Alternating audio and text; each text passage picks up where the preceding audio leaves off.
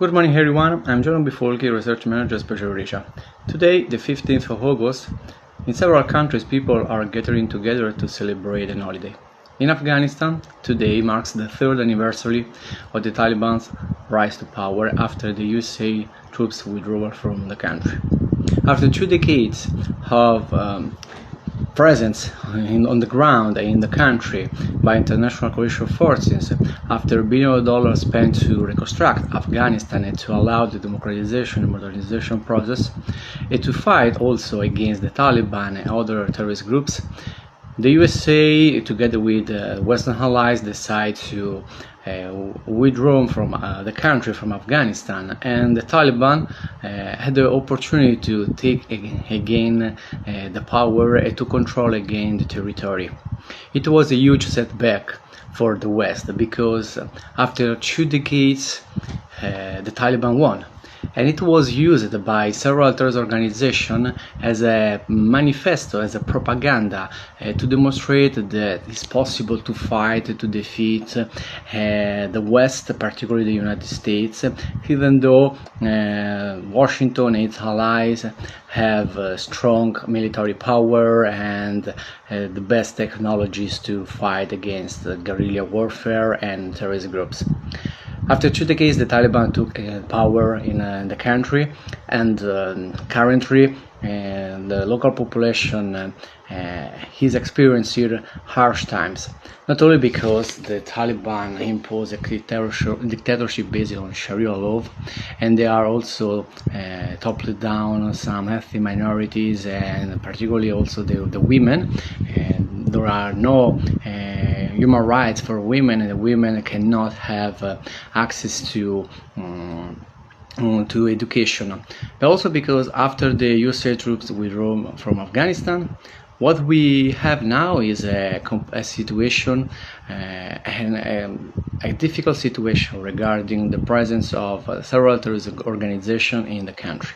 According to several reports, particularly from the United Nations, not only Islamic State Wilayat Khorasan and Al-Qaeda, but also other terrorist groups are using Afghanistan as a training center and a safe haven to gather and to organize their activities and violent attacks.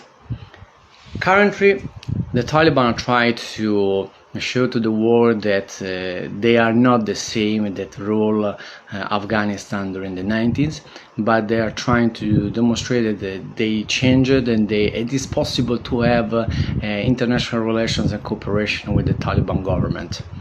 The reality on the ground is completely different. There is a little resistance in the north, but it is not enough, and they don't have enough military power and international support to fight against the Taliban. What we know is that with the Taliban, the security is not guaranteed in the country. Al-Qaeda and the Islamic State Wilayat Khorasan increase their activities, and they are, particularly the Islamic State, is trying to export jihad and their propaganda in the neighboring countries, particularly in Central Asia. During 2024, in the first 6 months, we witnessed several terrorist attacks, and the worst was in Moscow, but also in Dagestan. This means that the Islamic State Wilayat Khorasan is capable to conduct violent attacks in Eurasia, not only in Russia, but there were several arrests in Europe, particularly in Germany, but also recently there was an alarm in Austria and also in France regarding the threats coming from this terrorist group. If we think about the Afghan people, it's normal that they feel abandoned.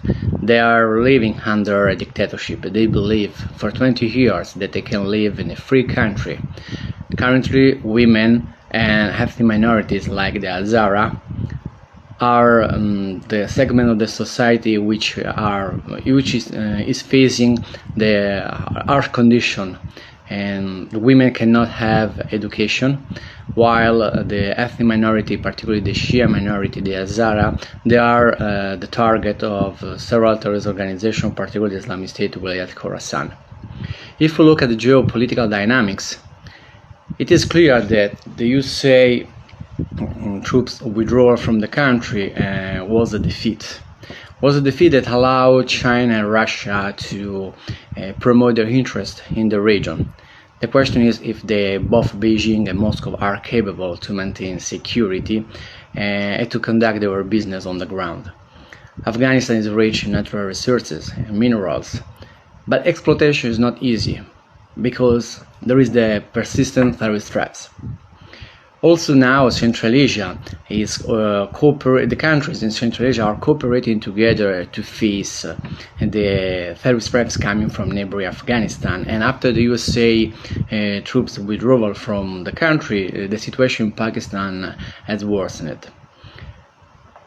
The 2 decades of presence of foreign presence in Afghanistan marked by billions of dollars spent to modernize the country, but also human life spent to face the threat of the Taliban, the terrorist organization. Talk about Afghan population, but also the military and civilian personnel who fought and died in Afghanistan. What we have now is a situation that brings back to the 90s. The only problem is that now the Taliban has more weapons, a better organization, and they are trying to promote themselves as a reliable partner to cooperate in Eurasia.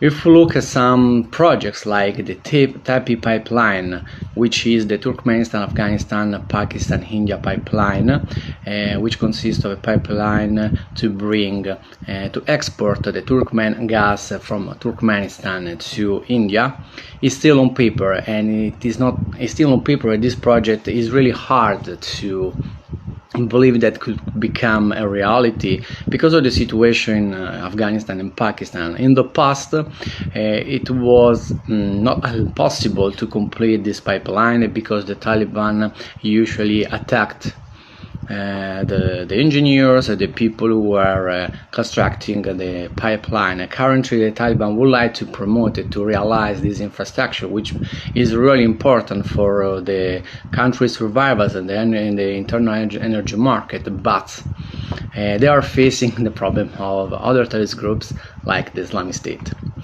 In the 20 years of the foreign presence in the country, we can just mention one small victory, the killing of Osama bin Laden, but it wasn't enough.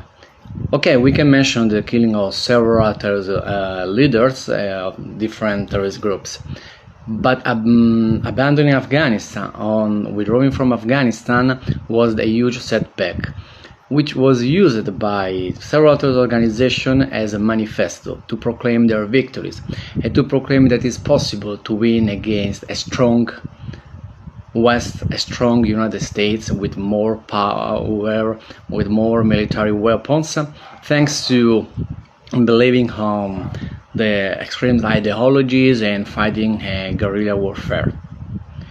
After 20 years, we're still here at SpecialEurasia, monitoring the country and trying to investigate and to see which kind of opportunities there are on the ground, but also if Western countries and international coalition should think again to control again the country, to start again another mission, to double down this time forever the Taliban, or to try to insert the Taliban in a broader context where different political forces are together to rule the country. Afghanistan still matters, not just for us as SpecialEurasia, but for the international community, because it's part of Eurasia, it's part of the heartland of Merkinders, it's part of a strategic area which can influence the entire Eurasian strategic chess game, and of course also Europe. Thanks for your attention. I wish you a good day. Bye bye.